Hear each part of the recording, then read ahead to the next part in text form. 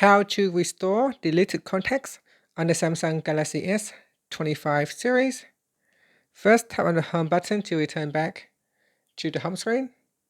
Now from the home screen, swipe up to go into the app screen, and in here, tap on contacts.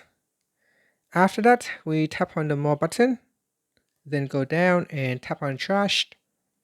From the trash screen, tap on the edit button at the top.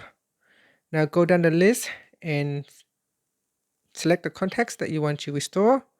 So here I have selected 3 contacts. After that, tap on the restore button, and here it says contacts restored. If you go back to your contacts list, you should see those contacts restore to the list. And that's it. So if you have accidentally deleted the contacts, you can always head to the trash and restore it. Now, if you do not have the trash turn on, so here, if you do not have the trash turn on, or if you have deleted the contacts too long ago, you may not be able to restore them. And that's it. Finally, tap on the home button to return back to the home screen. Thank you for watching this video.